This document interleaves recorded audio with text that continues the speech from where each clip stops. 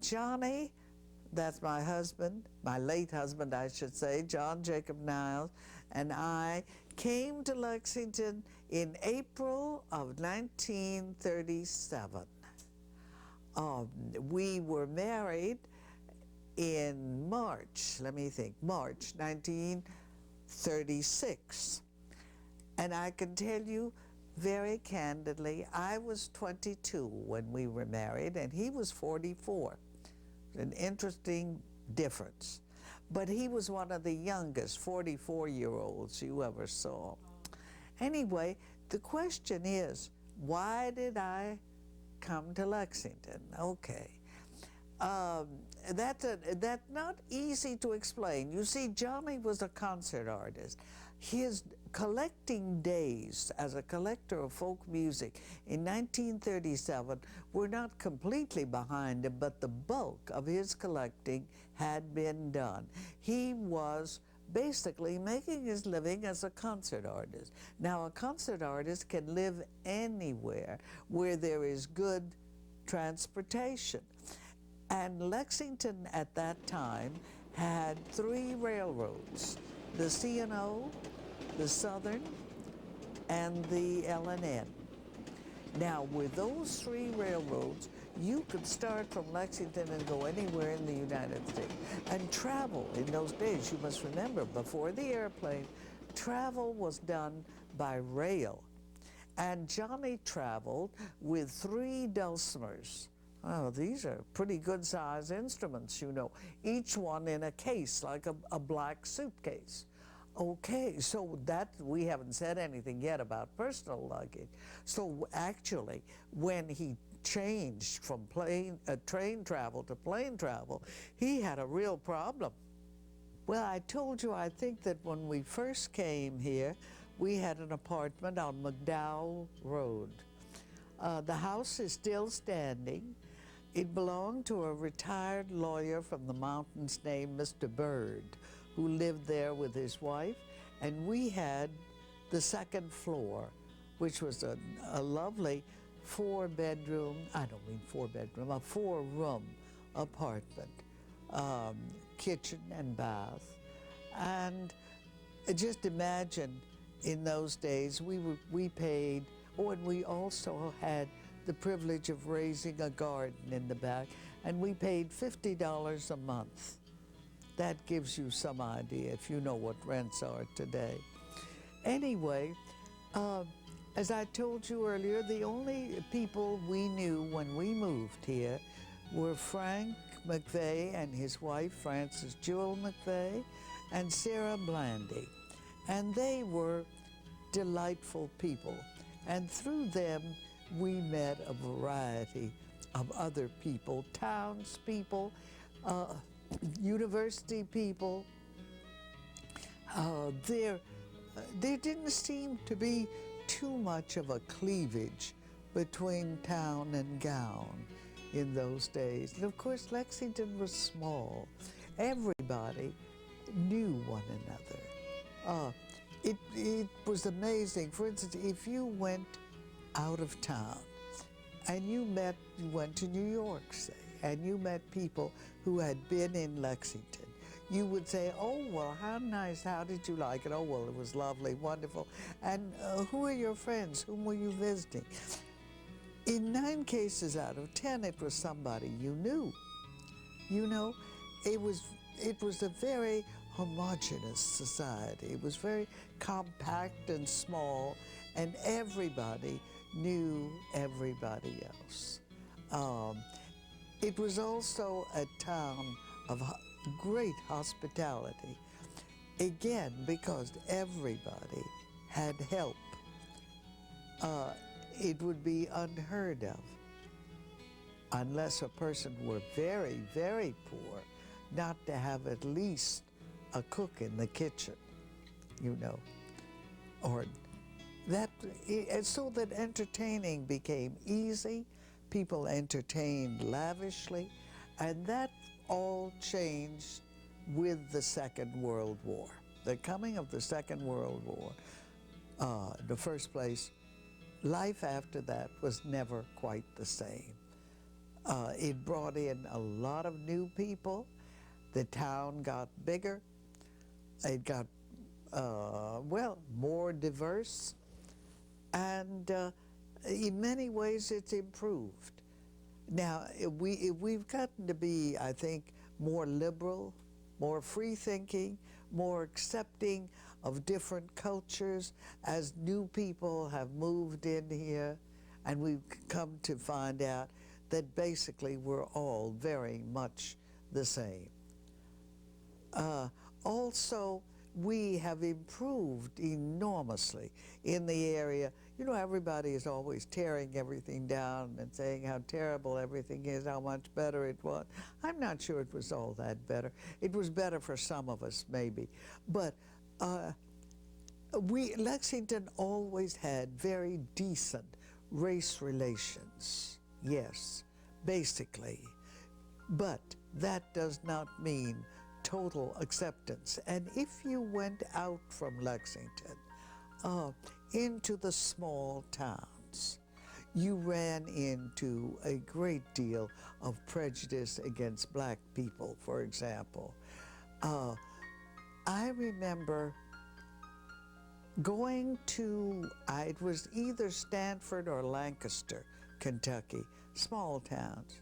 Johnny and I had to be there for some reason or other. Maybe he was doing a performance. And we got up early in the morning because we had to go on someplace else, and we went into this very simple little coffee pot in the town square, just to have a cup of coffee before we hit the road. And while we were there, an elderly black man came in, and he asked for a cup of coffee, and the man poured him a cup of coffee, and he took it, and he took it outside. He did not sit down at the counter, although there were many empty seats. It was quite early in the morning. In fact, I think Johnny and I were the only other customers. He took his coffee outside, and he leaned up against the wall. He was quite an old man. And he drank his cup of coffee, and he brought the cup back in and said, "Thank you very much," and walked away. And I thought, well, this is the pits. This should not be. It's all cockeyed and wrong. Well, so that when we say things are worse, in the sense that we have a great deal of crime, crime was non-existent. We never locked our doors. We'd go away for the weekend and leave the apartment unlocked, much less just to go out to the groceries. Why, my goodness, it never occurred to anybody to lock up. But anyway, on the other hand, there was this aura of prejudice, which is not there today. So let's look at the positive side. Sure, there's more crime, there's more traffic, there's more junk, and there's more this, that, and something else that's bad. But there are good things, too. We've moved ahead, I think. Finally, we decided we had found a piece of land out on the Athens-Boonesboro Road, and they were 33 acres, and it was not good land. It was very rocky, marginal land, and it was cheap. That was the big asset. So we bought it, and Johnny wanted to build his own house. And we started out, and we had a Gunnison prefab because it could be bought in a hurry and put up quickly. In 2 weeks, bingo, you have a house, no basement, just like yours. And that was the beginning of the farm. Johnny, that was in '39.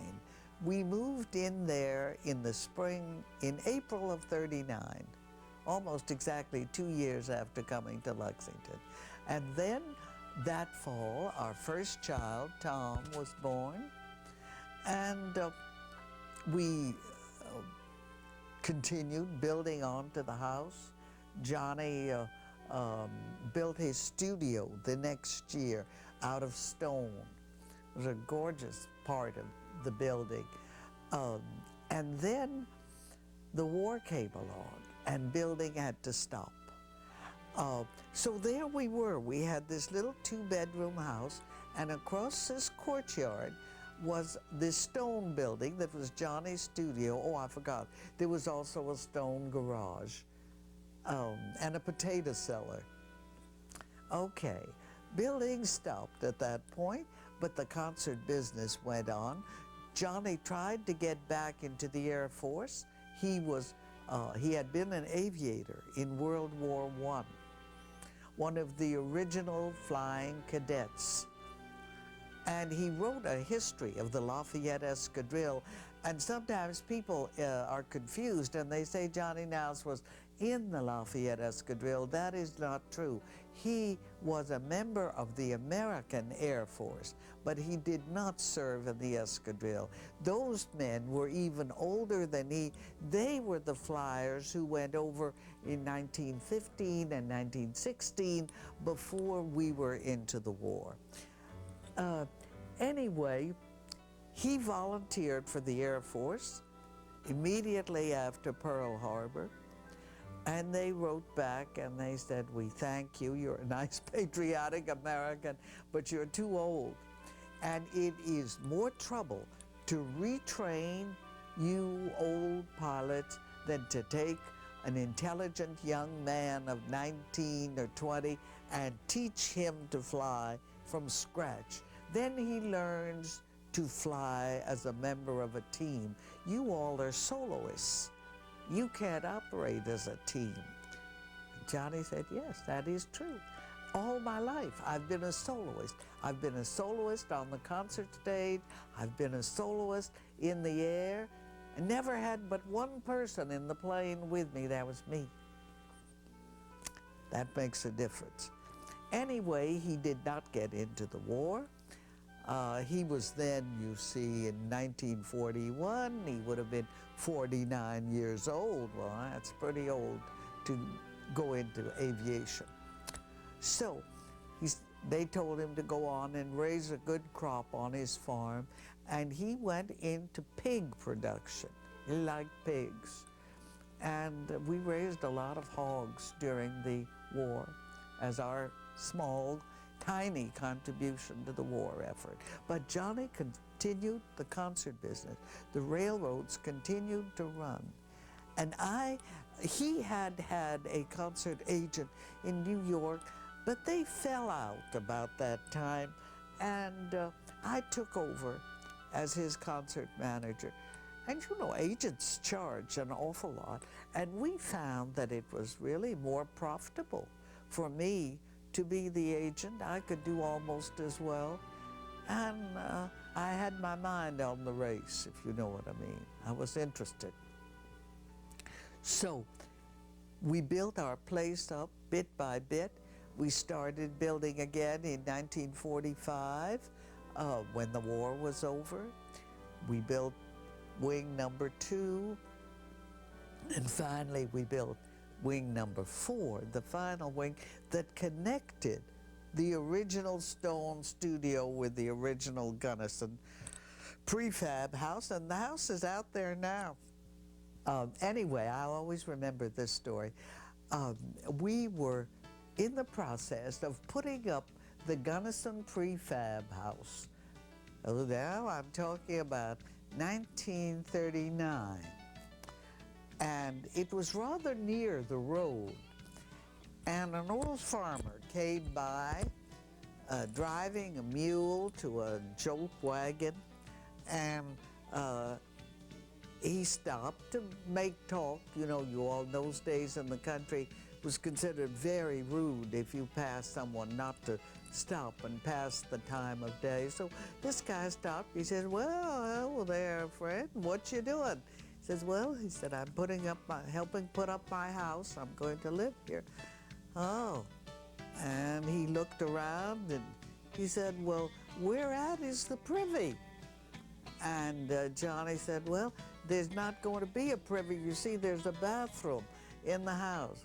"Oh," he said, "one of them indoor privies, huh?" He said, "I tell you, I always did say to my wife, you put a privy in the house and you make the whole house into a privy." So when I came home, I'd been to town to do something. Johnny said, well, I got news for you. We're living in a privy. So that was it. Now that was Lexington in 1939. Well, what to say? Most Kentuckians know who he was, what he did. He was a folklorist, a ballad collector, a performer, a maker of dulcimers. He had a variety of talents. He also was a good amateur painter. He called himself a Sunday painter because he did not consider himself a professional painter by any means. He was born in 1892 in Louisville, Kentucky. He went to school at DuPont Manual High School, and he worked for the Burroughs. When he was through high school, he went to work for the Burroughs Adding Machine Company. His family lived on a farm just south of Louisville. And his father was, by turn, a sheriff, a contractor who built country or city houses, whatever houses needed building, and a farmer. And he was also something of a singer and a caller at square dances. So Johnny got some of that interest in folk music right from his father. And as I say, after he graduated from high school, he went to work for the Burroughs Adding Machine Company, and he wanted to go to the university, but he just did not have the money to do it. So he went on working, and then when the war came along, he enlisted. As I say, World War I, he became one of the flying cadets. He trained at Foggia in Italy and in France, in the south of France. I've forgotten the name of that base. Well, it doesn't matter. At any rate, there is where he got his opportunity, because as a soldier, he was entitled to educational benefits, and particularly if he chose to remain in France, because there was as you can imagine, once the armistice was signed, there was a tremendous problem with repatriating all these Americans, all of whom wanted to get back home as quickly as possible. So what to do with them all? There weren't ships enough to carry them all at once. So Johnny volunteered to stay and study in France. He went to the Schola Cantorum in Paris, where he studied with various French composers, musicians of all sorts. At the Schola Cantorum, among them Vincent d'Indy, with whom he studied composition. Then he also went to the university in Lyon, studied French history and civilization, and spent about a year and a half. He came back, and he still had educational benefits coming to him, so he enrolled at the Cincinnati Conservatory. And there he stayed until he was almost ready to graduate.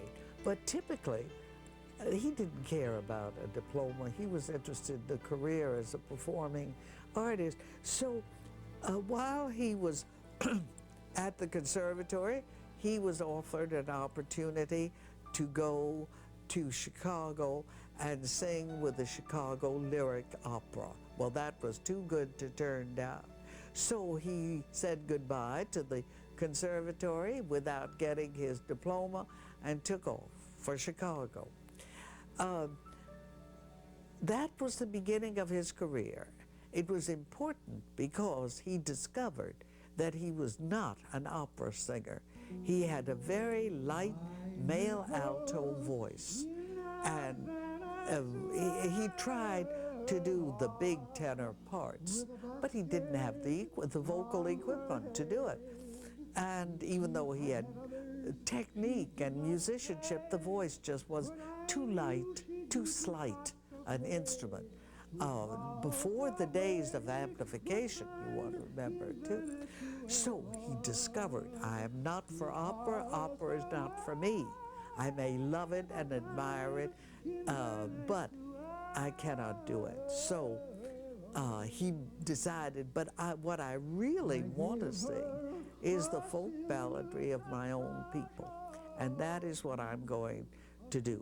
And that was an unheard of idea, unheard of notion in those days. I was with him when he did some of the collecting. When he would go out, for example, to the mountains, and he would hear that a certain old man or old woman, they were always old, knew some ballads and might be persuaded to sing them. Johnny and I would go out to see this person, and Johnny worked, you know, he never had a tape recorder.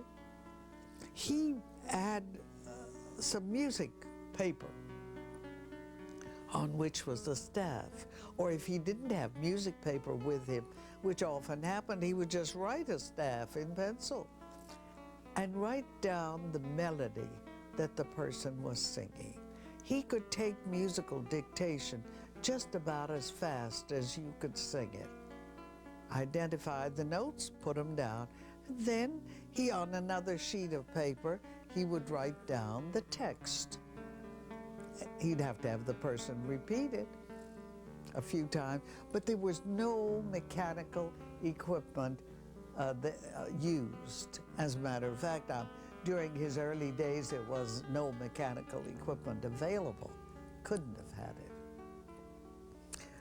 it. Now, his working on his composition, he worked very slowly and quietly in his studio, and he was not an irascible, unreasonable composer at all. He would work, and we would all try not to interrupt him. But for example, if the telephone rang, of course, he didn't go to answer it, someone else answered it, and if no one else was at home, it just rang, and no one paid much attention to it, you know?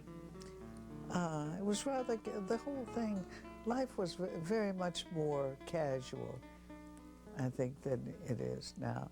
Now, when he was, the one interesting thing is the construction of the rammed earth pony barn. In 1942, during the war, Johnny wanted to build a barn for the children's ponies.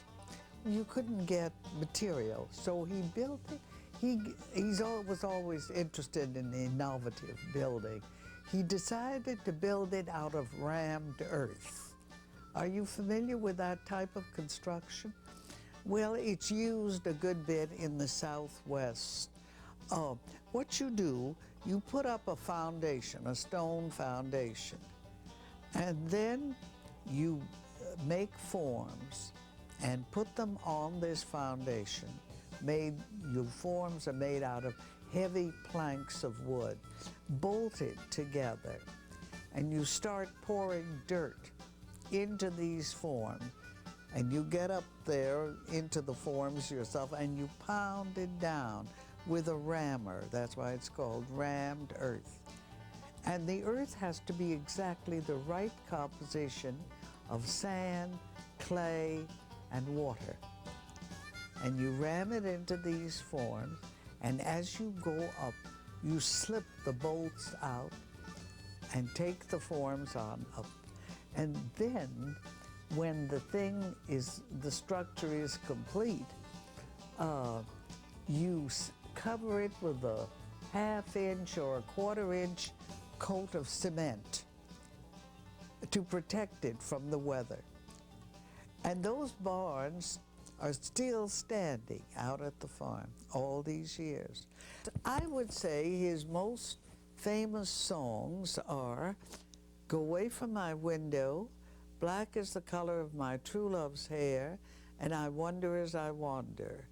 Those are the three, I would say, that are most famous and that have been most widely pirated for that reason. Now, Go Away From My Window is something Johnny wrote in 1907 when he was 15, for a girl with blue eyes and blonde hair, as he used to say. And she didn't think much of it, and she didn't think much of him, and that was the end of that romance. And he put the music away and went off to the wars. And when he came back, he decided it was a pretty good song, and it was published by G. Shermer, and it is being arranged and sung all over the country to this day. Go away from my window, go away from my door, go way, way, way from my bedside, and bother me no more. He got the first verse of the lyrics from a black man who was a ditch digger and who worked in construction for his father. Johnny was working for his daddy in the summertime, and beside him, this black man would be working, digging ditches, and he would sing this work song, Go Away, and down would come the pick from my window. Go away from my door. Go away from my bedside. Over and over and over, and Johnny just couldn't stand it, so he made it into a song. Go away from my window, go away from my door, go away, away from my bedside, and bother me no more, and bother me no more. I'll give you back your letters, I'll give you back your ring, but I'll never get my true love as long as songbirds sing, as long as songbirds sing. I'll go tell all my brothers, tell all my sisters too, that the reason why my heart is broke is all account of you, is all account of you. Go on your way, be happy, go on your way and rest. Remember, dear, that you're the one I really did love best. I really did love best. Go away from my window. Go away from my door. Go away from my bedside. And bother me no more. And bother me no more. That was the story of Go Away From My Window. That was the earliest one. Black is the color of my true love's hair is a song that he took down from the singing of someone in Erie, Kentucky, up in Breathitt County, and it had a rather poor tune. So he used the text and made the tune, wrote a new tune for it, which is the accepted tune today. And then I Wonder As I Wander, when he was in Murphy, North Carolina, with Doris Ullman when they were traveling and she was photographing. This was in the early 30s, I'd say.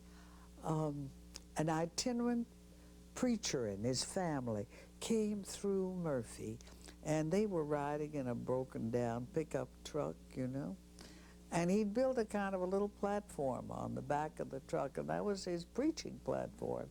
And they parked the truck in the town square and he began to preach and drew a crowd, you know. And pretty soon this tall, blonde, very unwashed-looking girl came out, and she sang the first verse of I Wonder as I Wander Out Under the Sky.